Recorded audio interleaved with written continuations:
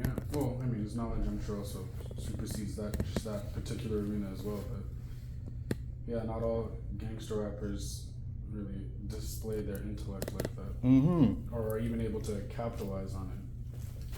Because what made me really appreciate 50, I guess, is when he started doing the vitamin water and the headphone stuff, right?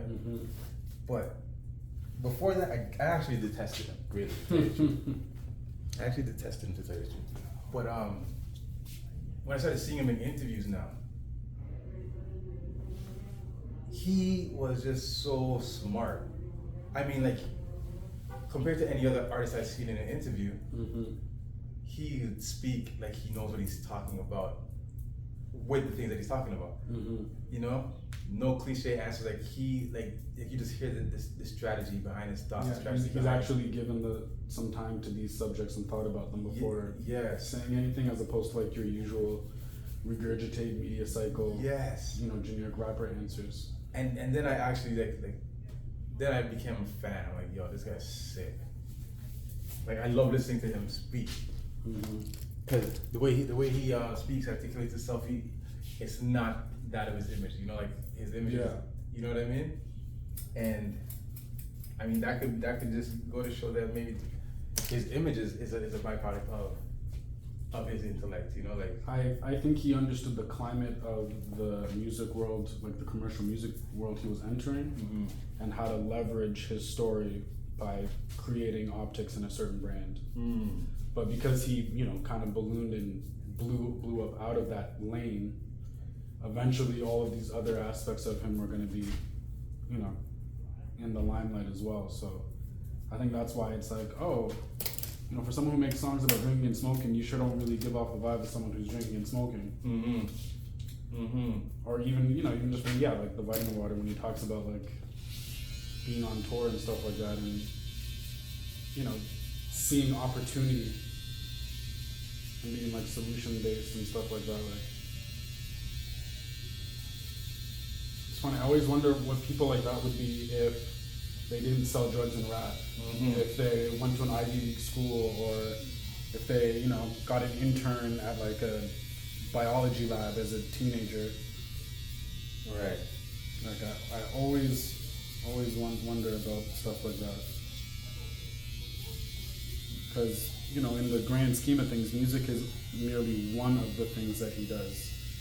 So it's like, what if he was given access or tools to do a different set of 20 different things? You know, what type of person would he be like? And like his tour right now, I feel like it's constantly being sold out. And I feel it's all about his ability to market it. Yeah, and I mean, I think it's a combination of the music has stood the test of time as far as, you know, he has real fans, but also he was able to grow the brand and the image without necessarily dropping a bunch of music, or even music as successful since like the Get Rich or Die Trying days. Because even like just working at Scotiabank, like for all the different types of shows, you get exposed to different. You work at Scotiabank? Yeah. I started working there about 6 months ago. Oh, okay. And what's interesting is you really start to see what longevity looks like, because it's not. It doesn't matter what genre or what decade you're in. Yeah.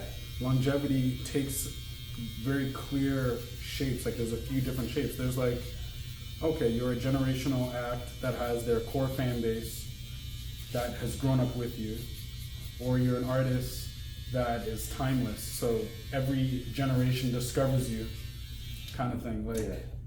Like I remember working the Lionel Richie concert, and it was one of those, like, I know a lot of Lionel Richie songs, but seeing him perform and realizing, oh, I know even more Lionel Richie songs than I think I know, is one of those, like, this man had hits like for a very long time, as much as he had like a period where he was like on fire. It's just like, whereas with like someone like Blink-182, again, multi-generational fan base and stuff like that, but there was clearly certain songs that were from a particular, you know, time period of their career that like really had an impact on a lot of people, whether they were there or not. Whereas with Lionel Richie, it just felt like kind of like the way it's like Drake has a hit every year for a decade kind of thing. You know, and it's like just to see Okay, that, that's yes. so interesting. Okay, I see You what know, you're like- saying now when you say it. Yeah. Like with Lionel Richie, it's like, what do you call it? Hello, is it me you're looking for? Mm. He started the concert with that, him coming out of the stage, and I'm like, that's such a like mega like Yeah. for some artists that's as big as a song they'll have. Right. But he's coming out the gate doing that. Opening that. Yeah. I'm like that is crazy. I'm like, but again, like 2 songs later, it's just like, oh my gosh, I forgot Lionel Richie has this song. I forgot he has this song. I forgot. And it was just a busy night. Like, you know, old people, young people. Like, so I always think that is interesting. So I'm curious to see what the 50 Cent crowd's gonna be like, because I know that, you know, I was like a preteen when his music came out, and that led to me listening to his albums and watching the movies, and like, you know, now watching all the Powerverse shows and stuff like that. But Yeah. you know, what was it like for people that were actually in clubs when the club came out? You know, how much of that demographic is gonna come to this Right. show, or people younger than me? You know, do they even care? So, Right. but again, the fact that he's selling out means there's clearly a strong following. So I'm just curious. Because his social media has me compelled to like somewhat feel like, hey man, I wouldn't mind going, you know? Yeah, social media is funny because he says things that, you know, kind of feels like sometimes everyone is thinking out loud, but a famous person wouldn't necessarily say that. Right. But he's like found a way to like incorporate that tone in his branding, where, you know, he might kind of color out of the lines that a lot of celebrities kind of have to abide by, but there's like it's just 50 Cent being 50 Cent kind Right. of accepted, you know, context around it. So I'm like, that's like ridiculous. Well, that's a very strong part of his social media personality for sure. Oh man. What I was getting at was actually just him showing clips and highlighting scenes from his show. Oh, I think if anything that is like how it's almost been like a self-fulfilling thing, because I want to say when the tour was announced there was only the date in July, and then by the time you got to get close to the July date they announced the September one. And then I want to say a few weeks ago, I'm pretty sure he's also performing tomorrow at another venue. Really? Yeah, I think at Rebel. So it's like, I think the momentum of I'm going on tour to look at how good the tour is, Right. is like self-perpetuating people that were on the fence of like, what am I doing? I do want to see 50 Cent. I'm not gonna get another chance. I should. So clearly they're able to tap into like a healthy relationship with supply and demand and kind of add stuff as they go. But that's just, again, good business, right? Because I feel like right now a big narrative that we're seeing with a lot of hip hop acts is they're actually not selling as well as far as tickets for tours, Right. and they're canceling a lot of dates. Like I follow certain things on Twitter, and it's like the amount of artists where it's like before the summer they announced like 100 dates, and then partway through the summer or even as the fall happens, suddenly they're not doing 20, 30 of those shows. And you can tell it's in cities where they didn't hit certain margins. So it's like you'll actually lose money by trying to do those shows, whereas if you just adjust and shave off some dates, it might be a more, you know, optimize your profits. Whereas with 50, I'm seeing like the literal opposite. Like, He's growing. yeah, and I'm like, that's interesting. I guess it's because he's got this marketing thing down like pat, you know, like he just knows like this is what needs to be done to generate interest. Yeah, and the other thing too is he actually sold records, and Yes. I think a big problem in today's day and age is we look at streaming numbers like they're selling records, Right. when 1,500 units is the equivalent to an album. Right. So 4 million streams is not 4 million records, Right. right? And 50 Cent is sold, I'm pretty sure. Because you could have streamed one song 400 times yourself. Exactly, Doesn't and, mean- and just because of the way the pay structure and like all of that breaks down, it doesn't actually, like it's not the same investment in the artist, Right. like in a tangible, like economic way. So I feel like you have to do like so much more from a streaming standpoint for it to reflect in your like show. And then also like again, like what's the quality of these live shows, you know, in terms of like the art of an MC when they're performing versus what's the bare minimum accepted now for a lot of rappers. It's like, oh, I can go on stage and just rap over my song playing tracks. I actually don't have breath control or a voice on stage, and I'm not really performing my songs. Mm-hmm. I'm much more akin to like a lip syncing like pop star.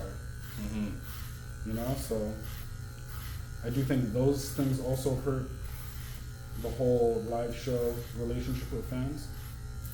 And then also like, I don't know, I think the average person doesn't care as much as they used to. Like there's still definitely like super fans out there, Mm-hmm. but I think that's more of a counterculture with younger kids than it is like the average kid that likes an artist or a song or an album.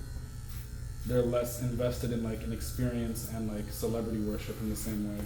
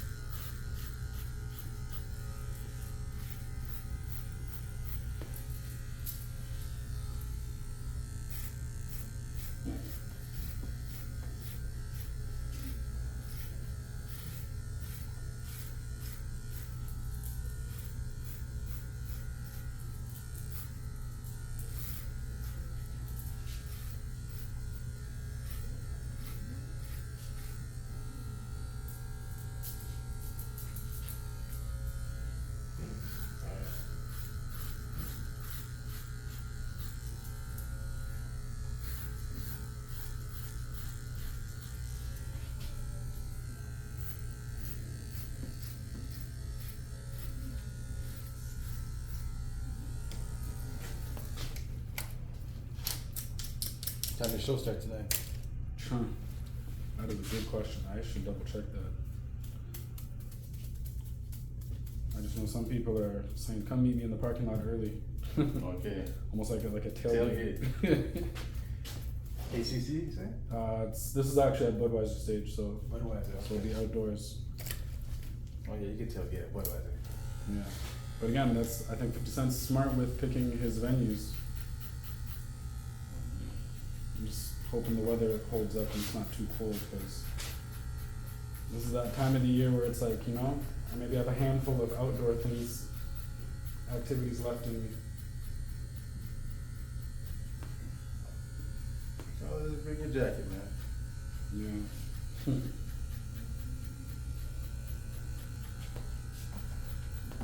Sure, there's gonna be women there in tank tops. Oh, absolutely. There's certain I'm going out outfits. It doesn't matter what time of the year it is. I find their way to make an appearance. Oh, for sure. I remember Vince Carter used to have a birthday party at Atlantis every year. All right, we're going back. I'm saying Vince Carter. Mhm. Right? Yeah, well, I mean, man introduced bottle service to the city, right? So He used to have a birthday party at Atlantis every year. His birthday's in January. All right, and when Vince Carter's birthday party is happening, all the girls come out. All the girls. And they're at Atlantis, which is where Budweiser stage is. Right? So it's even colder so down we're on the there. lake, bro. Oh my gosh. Bro, I'll tell you how cold it is. Luckily, my friend that I used to go with, he's kind of like in cahoots with the industry, right? So, you know, when we go we park up right by the line. You know what I mean? Yeah. So it's we don't have to wait in the line. We just wait in the car until it's time. Mm-hmm. But if you see the line, bro, the line of majority women, and it's Crazy. freezing. We're in the car freezing. We're in the car freezing. And they're just out there determined. Out there with open-toe shoes and no jacket, because they don't want to coat check. Oh my gosh. Shorts. Oh my, bro. I'm in the car with my big jacket. I'm freezing. Facts. Women don't care, but they just, as long as they look good. Not me. As long as they look good. I mean, I love to see it, but it's not until later in life. I guess, you know, you go to parties and now the women are maturing and getting older. As I'm getting older, women are getting older. So now women are coming to the club in their jogging pants. Mm-hmm. Everybody just wants to be cozy at the end of the day. They come to the club in their jogging pants, pull off their pants, and now they're in their outfit. And then they take their jogging pants and like put it in their handbag or something, That's when you get old now. Yeah. Sure. Like, I'm gonna be sexy, but I ain't gonna be sexy in the line. Mm-hmm. Ooh, you're a smart girl.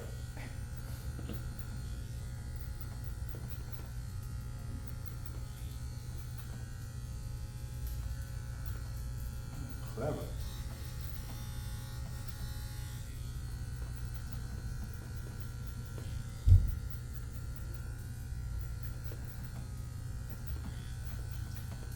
Yeah, the first time I went to Budweiser stage was I got to see the Up in Smoke tour.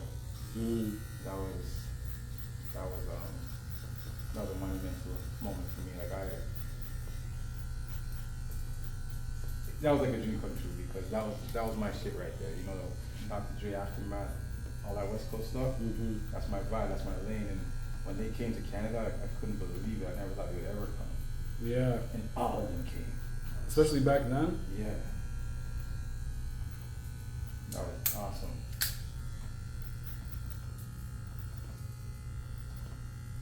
Everybody came. Nate Dogg, Warren G, Ice Cube, Snoop Dogg, Dr. Dre, Eminem, Dub C. I think the Twins were even there. The Twins were a group that were under Warren G's production label. Mm.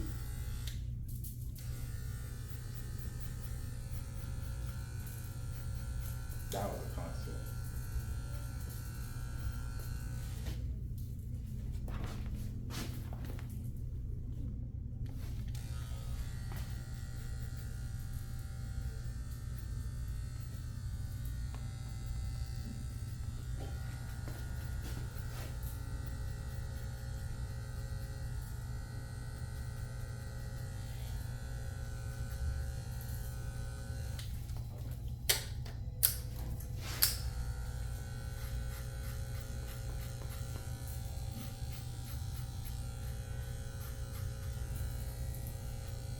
How much tickets go for? I don't know. I also got like a slight deal through MLSC. I want to say like mine was like 150. Okay. So still a decent coin, but I know we're in a terrible era right now for cost of shows. Like I remember I was debating if I wanted to go to the Drake concert or just work it. Mm-hmm. And I remember seeing tickets, $400 or $500. That's what? And then his album was supposed to come out today, but he pushed it to October 6th because it's not done yet or whatever. But conveniently, that's also the day that he's playing Toronto. So ticket prices went up for the Toronto show as well, like because that was just resale, right? Yeah. So I'm seeing now people are saying like, cheapest tickets are like $500-600, and I'm like, that's just, How is that possible? it's like I understand inflation, but I guess I don't understand inflation because like what? Like That's resale, right? yeah, but the problem is Ticketmaster allowing resale, right? Because now you have people, once tickets go on sale, they buy a block and then they immediately put it on resale. So the majority of people going to concerts, or at least a strong percentage of them, are buying resale tickets. Kind of like how the whole sneaker game is messed up, right? Guys have bots, so it's not someone who bought the shoe for themselves, or they're buying it with intent to sell off of the hype and inflate the price. So it's not even like the artist is seeing that money either, right? So it's just. Are the sneaker companies and the concert companies, are they in cahoots with that? Do you think they? Oh, I think they're absolutely in cahoots. You think they buy and resell? I wouldn't be surprised. And then even I remember during we'll say around 2021, there would be a lot of big artists announcing tours, and it was still COVID, and then day of canceling because for whatever reason, personal reason, not feeling well, but stadium level tours, right? So imagine people pay the ticket, they take the train, they get the hotel room, they're in the city, all that kind of stuff. Yeah. And then 3 hours before, you're taking your shower to get ready to go, you find out it's not happening. I feel like that was an insurance grab, because there's definitely some health-related reasons where you can cancel, Mm-hmm. and insurance would have to take care of it. Mm-hmm. But let's say you know that it's not safe, or you feel it's not safe because of the climate during the pandemic. Mm-hmm. It's like, I just felt like that was a trend that like, just so many big artists where it was like day of cancellations. I'm like, that's so interesting. But then I just thought about insurance and like, you know, how fearful everyone was during those days still. So I definitely think there's, you know, more than one way to turn a profit off of these live shows, and the pandemic has definitely opened up the door, and just like the whole bots and all that kind of stuff, Mm-hmm. to how people have gotten creative with ways to make money off of it. You know, not to say that canceled shows don't happen, but there's just like a consistency of like the timing of it.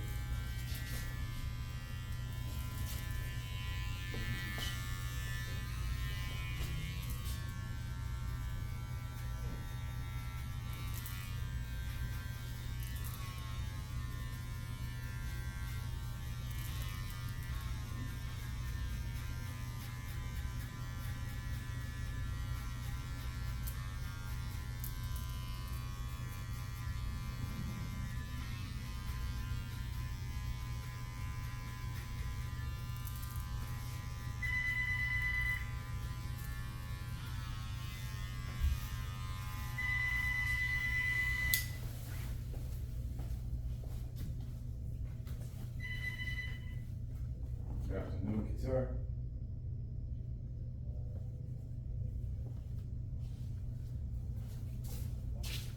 No, there's nothing available right now. No. Okay, thank you for calling.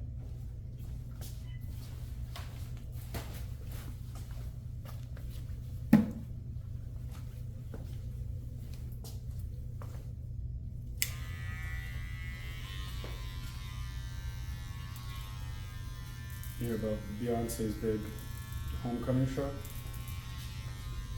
No, what's that?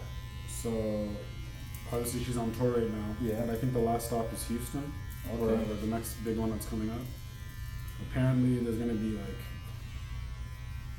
a couple hundred drones, like to film new angles. Meg Thee Stallion's gonna perform. Destiny's Child's gonna perform. Did you say a couple hundred drones?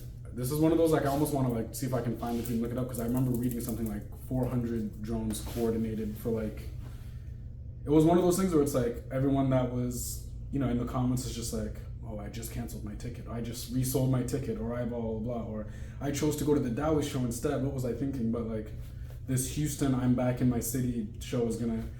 This is where it's one of those things where it's like, again, why you use the entire tour to perfect the show, Mm-hmm. and then you record one of them, and then you release it as a live product in Yeah. a year or something. Or not, you Yeah. can sell it, you know, whether Yeah. Amazon Prime, or she has a relationship with Disney.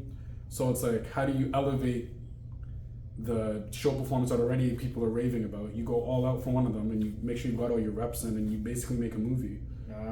So like a comedian.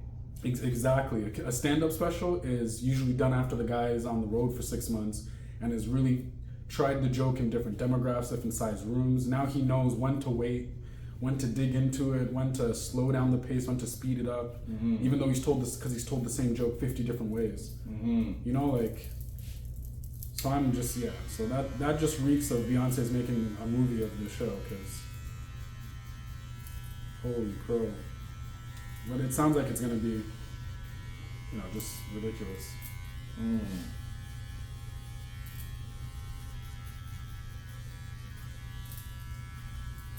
Yeah, I remember when she announced the tour initially, and everybody was like up in arms about the price of this tour. Mm-hmm. Everybody was up in arms, and then when the tour started, I'm like, everybody was going. I'm like, wait, I thought you were complaining about the price. Man, I'm seeing people going to people's like college funds for their baby daddies and like, just, you know, like, Yeah. what would you do to go see Beyonce? You know, like. But you know, if there's anything this internet culture's taught me, is the same people that are complaining are the same people that are first in line to do something. Mm-hmm. Like, your hater is actually your biggest supporter. Yeah. And the hate is really just their unhealthy relationship with them with their emotions towards you. Like it's just everything all at once, and it's coming out in like a toxic way. Like, yeah, adults are a lot more similar to like a 7-year-old than we realize, especially online. Especially online.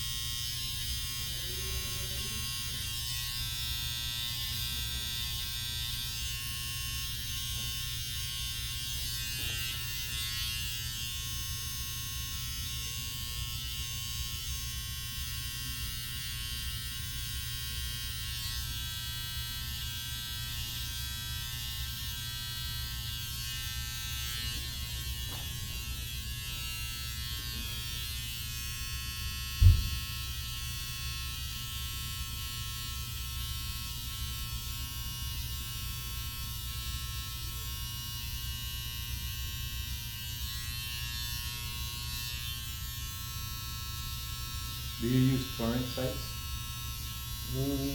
Not like I used to, but I've been debating getting back into it just because, I don't know, like I've been thinking about just like as a hobby DJing, like for myself for fun in my room. I have all the equipment. Okay. But the big thing is I've been streaming everything for the last how many years.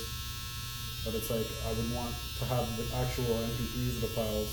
So I've been looking at kind of where's the torrent world gone in recent years and what are people doing. But I used to torrent everything. Like I have like hard drives upon hard drives of music. You know, if the internet were to shut down, I still have a crazy amount of music. Like, yeah, I've some music I have that's not even on streaming sites. You know, certain things just because it never made it to those platforms. So I know I'm good there. But as far as newer music, I'm starting to realize there's a gap. Like you can almost see my collection stops up to a certain year. You can tell I just stopped downloading music. How about programs? You ever used to download programs from torrents? Yes, but what I started doing, just because you have a few bad experiences, you get a little sketched out. So what I started doing was, and also just generational wise, and the type of friends I had, I would just be able to kind of outsource and see, do I know someone who's already downloaded a good copy of this program before I try and even go find it?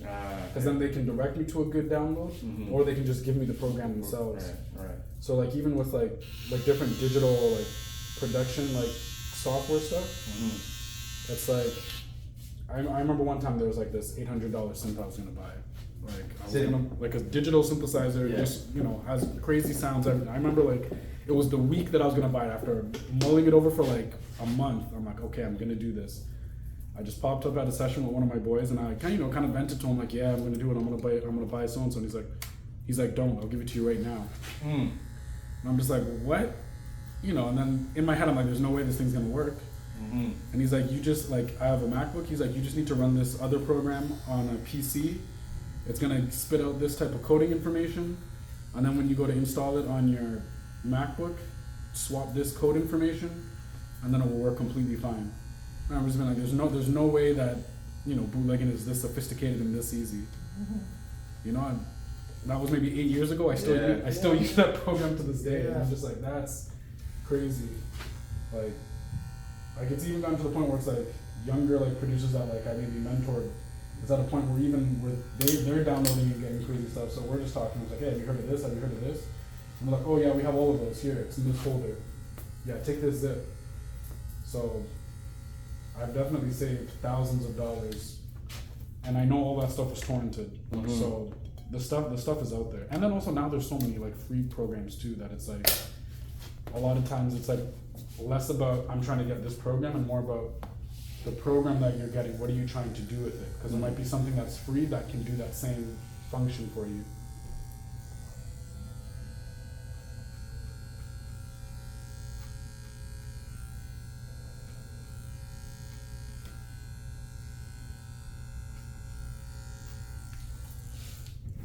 I remember having to get the key generators. Yep. Oh man. The key gens.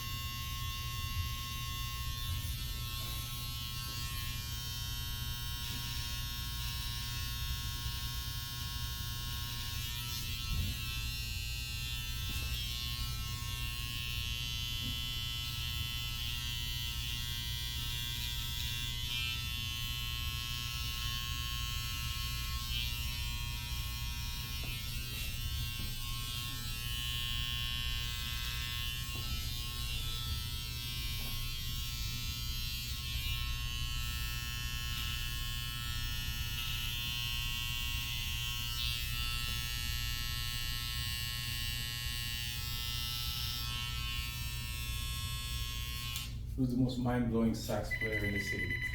In the city? Yeah. That is a good question. I don't know. We kind of have like a lot of the cream of the crop in the city. We have a lot of really good players. I have to think about that. Afternoon Kuture. Oh, good.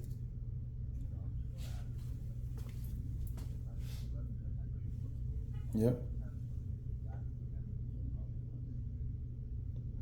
There's nothing yet, but if anything pops up, I'll give you a shout. What's your name? Stack? Okay, yeah, if anything pops up, I'll give you a shout back at this number. All right, cool. All right, bye-bye. You said cream of the crop in the city? I mean, like I would like when I think about who are like the best sax players in the country, like most of them live in Toronto. Like Kelly Jefferson, Mike Murley, like these are like jazz guys, you know, like.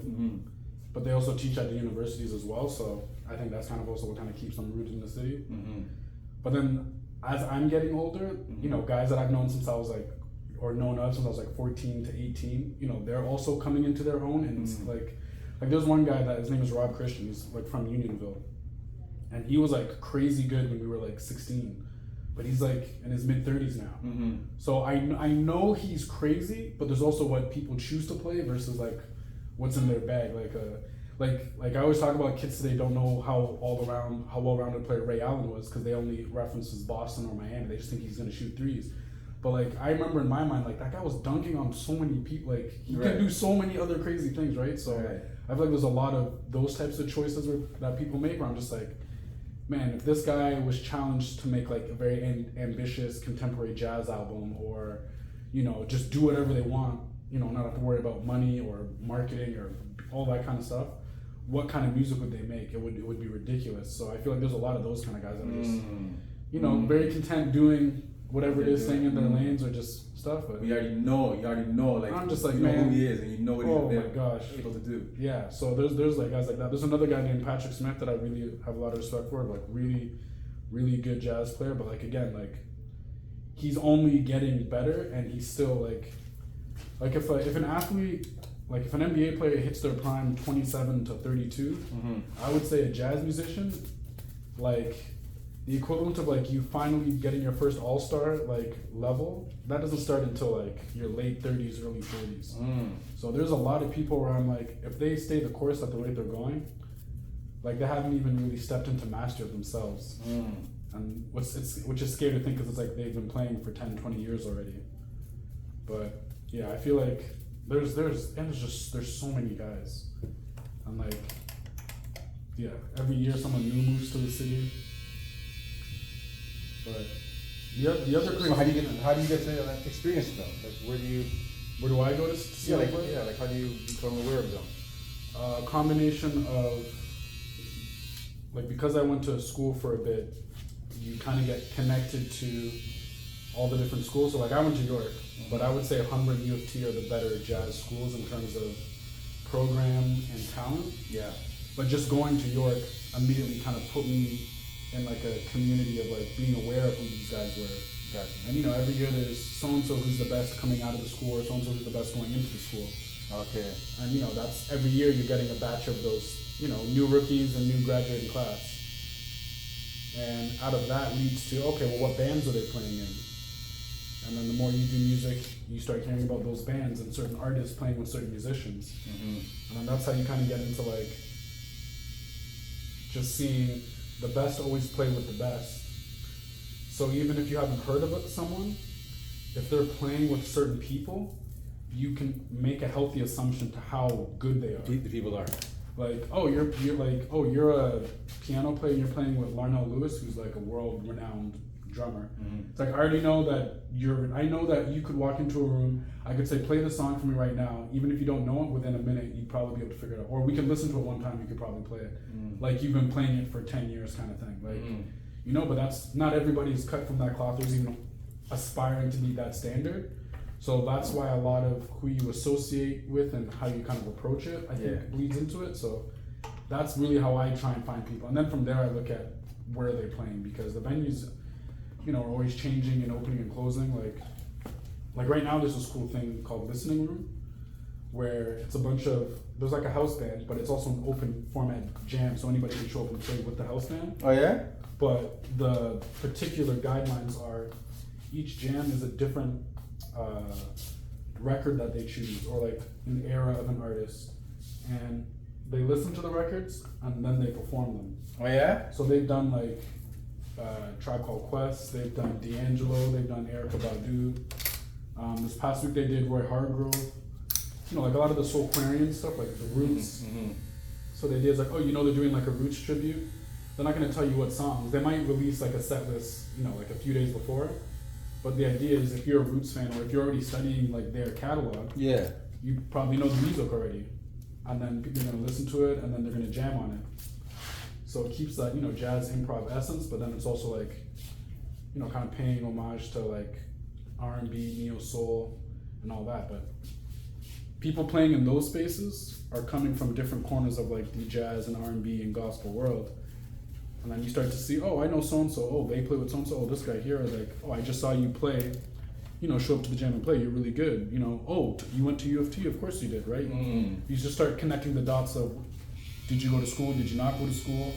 Okay, who are you playing with? Are you a working musician, or are you an artist? Because, the rules apply differently. Artist is more about having the skill set to bring their idea to life, whereas a working musician is more about having the skill set to bring someone else's idea to life. So their bag more often than not has to be much more versatile, because different artists want different things.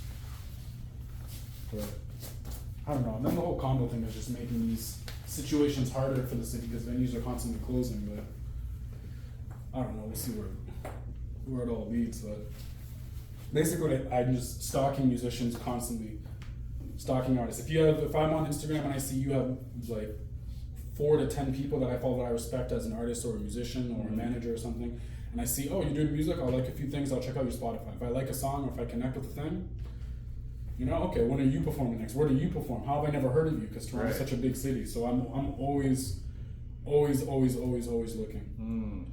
Like old artists, young artists too, because that's the other thing. Like man, you'll find someone that you've never heard of that's been out here for 20 years, but they just went by a different name, or you weren't aware they were there the whole time. And you know, they have 30 of your best friends or their best friends. So it's kind of like, wait, did we already meet and not even realize it? Right. Like, oh man. And even sometimes you'll meet people like at their day job and not know they're an incredible, like, you know, musical talent. Yeah. Like I knew this one bartender. We just, you know, we're cool. But then he asked me to play some sax on some of his stuff, and I'm like, sure, I'll check it out. And the music was amazing, and I'm just like, you did not bring up you do music, any of the like, you know, just stuff like that. So I don't know. I guess I try to focus on the people as well, more so than like the good music usually follows good people more than anything. So.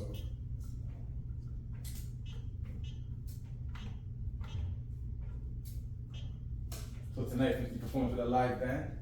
I mean, to some extent. I imagine it'll be like a hybrid, like DJ, drummer, bass player, keyboard player, maybe a guitar player, but DJ will be carrying most of the heavy lifting as far as the tracks sounding the way they want them to sound. But actually, I can make it a crowd.